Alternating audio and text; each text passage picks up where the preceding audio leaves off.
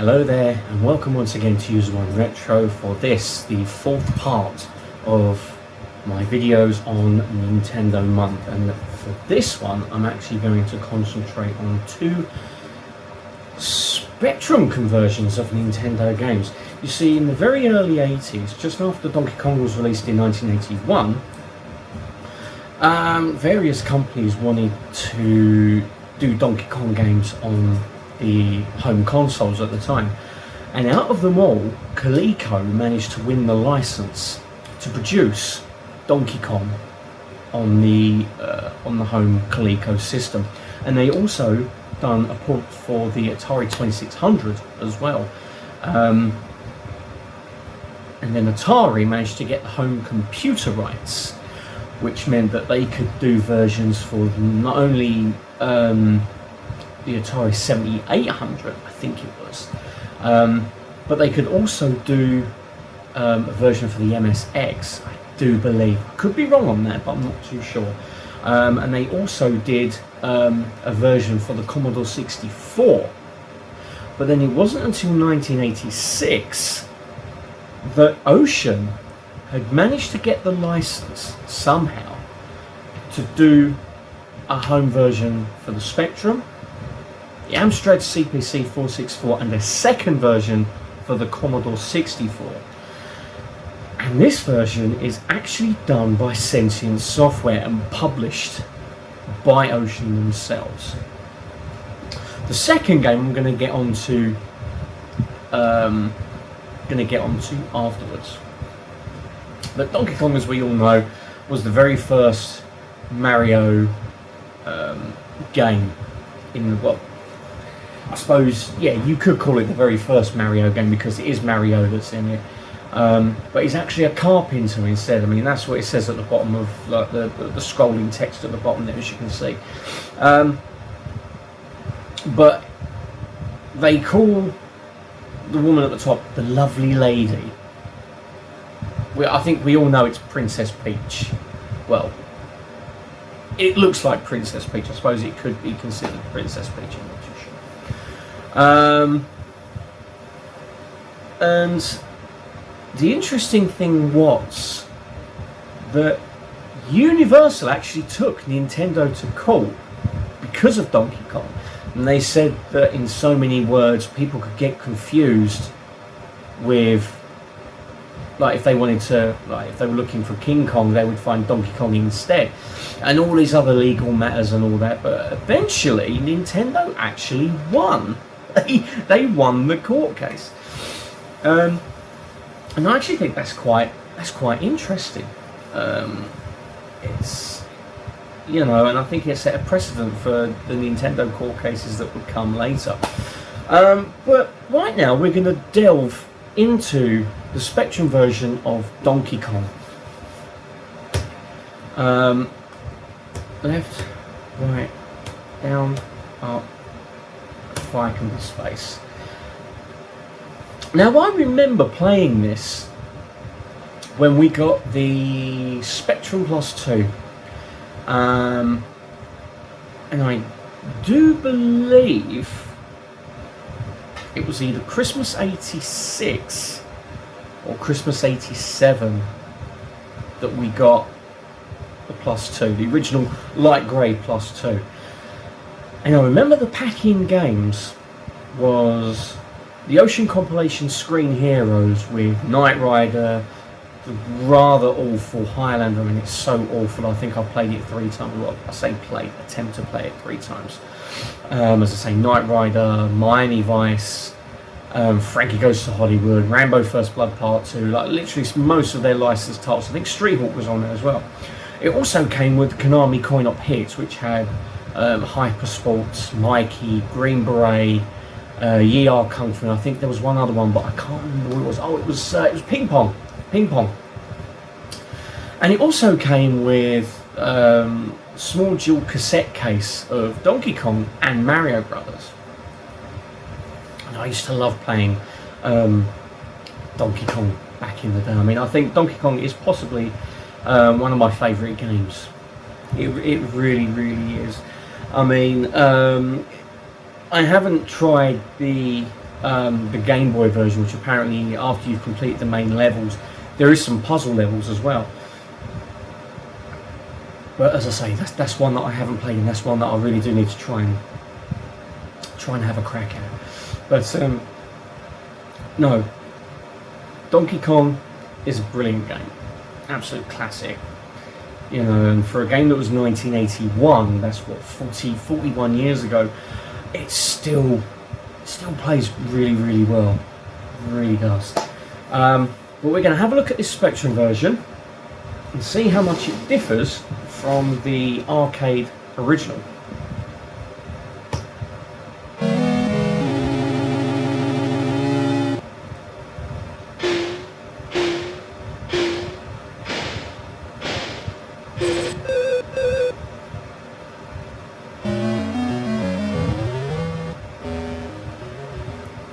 Okay.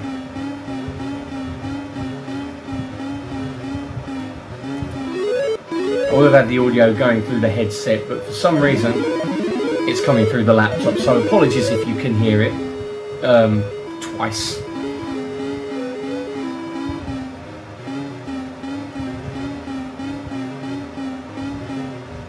That's going to come down here.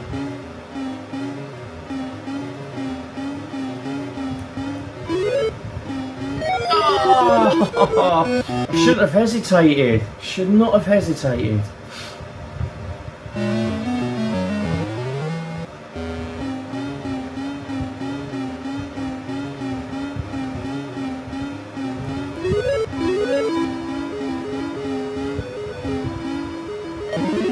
You can have that. You can have that. You can have that.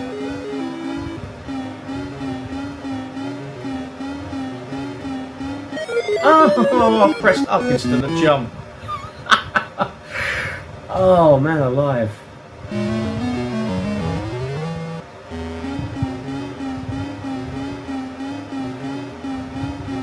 And as always with the Spectrum, there's a lovely bit of colour clash.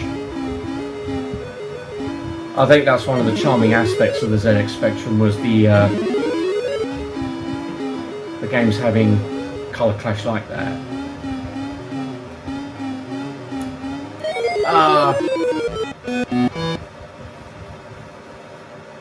Well, that didn't work. Let's have another try. Have another crack.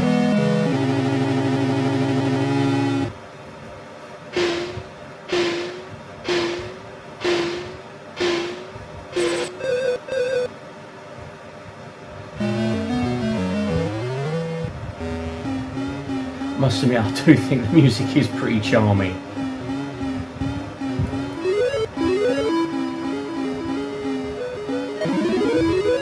The old dum dum dum dum dum dum dum dum. Like it. Ah, no. Up the ladder, you. Oh, you.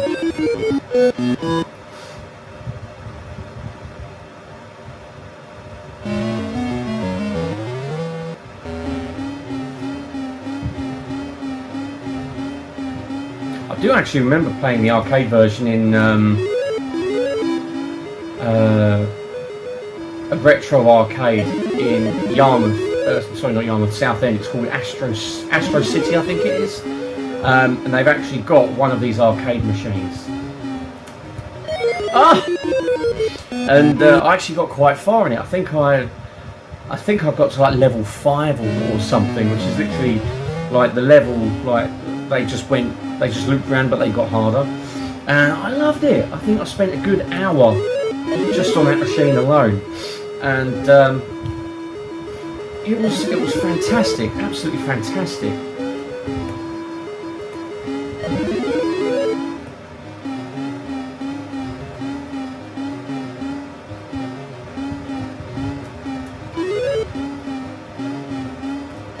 I've got run over by a barrel.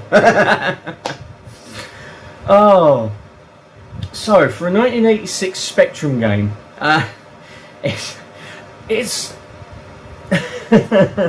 got that Spectrum charm. It really has. Sentient Software took something that was a Nintendo game and gave it a bit of a Spectrum twist with the color clash. It's very, as I say, it was an attribute for the Spectrum at the time, and it gives it a bit of charm. It really does, and the game is still just as good to play on the Spectrum. But for some reason, it's a lot harder. Either that, or I'm just crap at the game, you know. But it's still fun, even though it is a little bit on the infuriating side. It really is a hell of a lot of fun. Hell of a lot of fun to play, and plus the music. I think the music is very, you know, there's just something about it. I mean, it's like with the old dum dum dum dum dum dum dum. It just reminds me of a start of an Elvis song. I can't remember what the actual song was, but as I say, the music. The music has got a certain charm to it. It really has. So the next game, as I said before, is going to be Mario Bros. And just while it loads up, again, the overseas rights went to Atari to do different versions, and again, Ocean somehow got the rights to the game as well, but this time the game was done by Choice Software, an Atari Soft done an earlier version of the game in 1983 for the Commodore 64, but it went unreleased for some reason, and I don't know why. But as I say, Ocean released it in, I think it was about 86, 87, I do believe. Yes, 87 it's got there. And this is one of the Mario games that I've played the least. Even though it was the very first Mario game that I came into contact with. I mean, I wouldn't play Super Mario Bros. Until I got my NES. I think it was about 1990 or 91.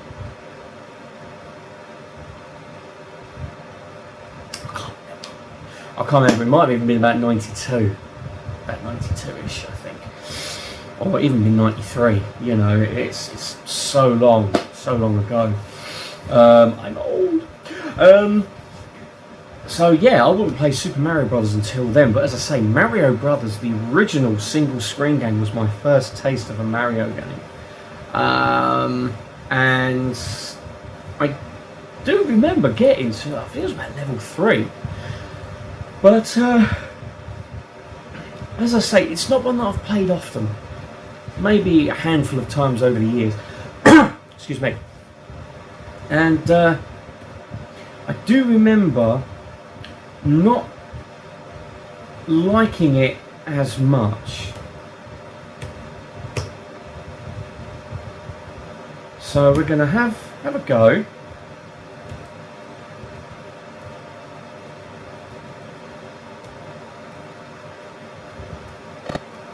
Ah, crap. Just spot sound effects, no music. Ah.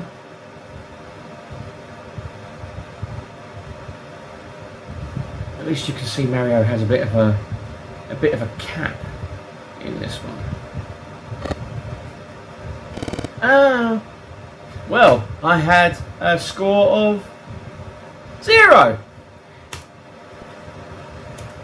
Let's have another crack at that.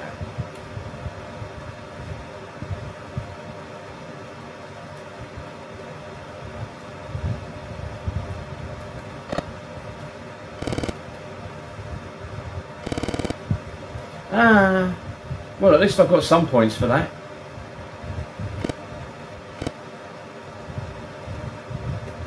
Ah.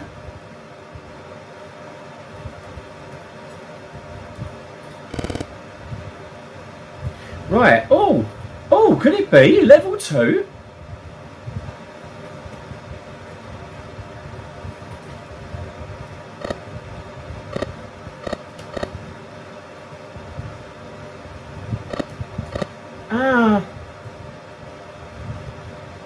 Right, okay.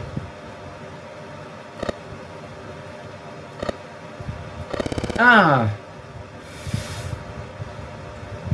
Oh, now you can see why I don't really go a lot on this game.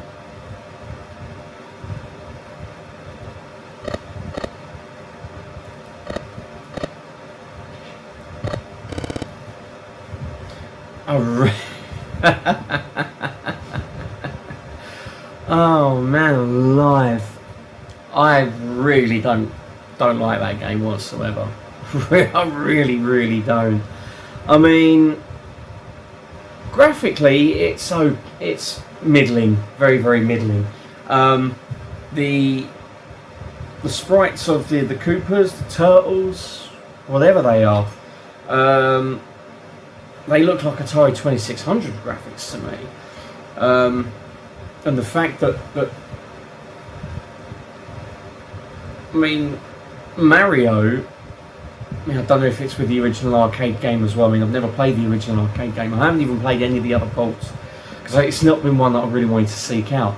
But I don't know if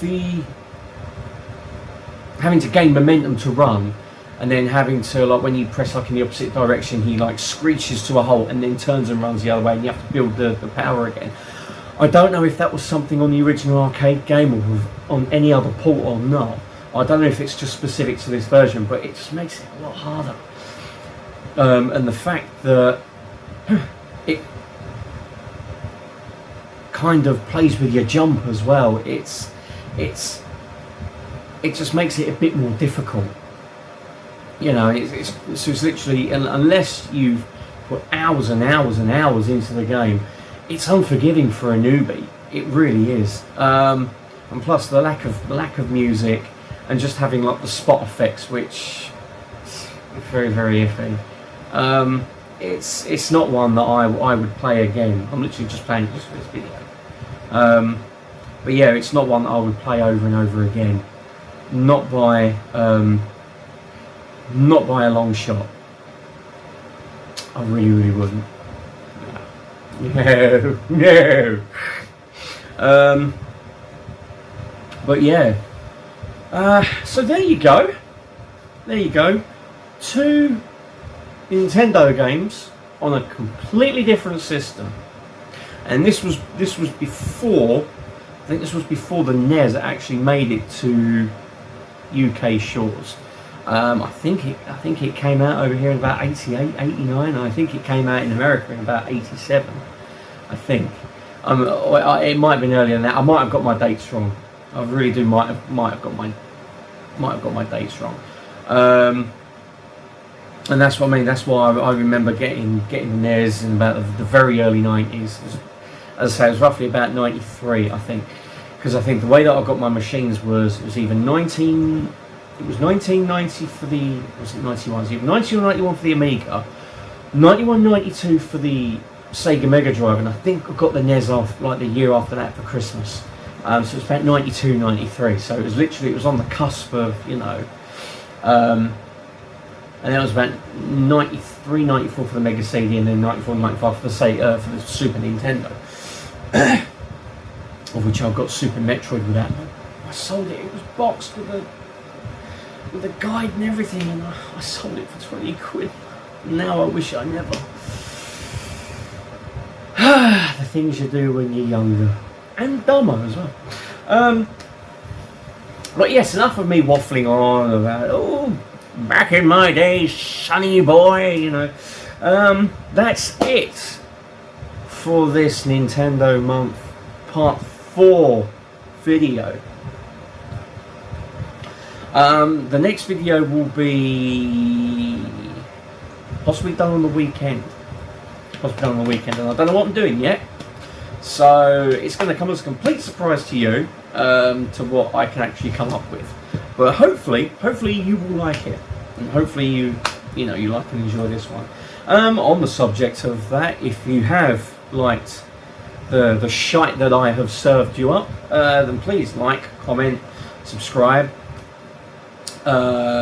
share, and click on the bell for notifications of when more of my videos come up. So excuse me.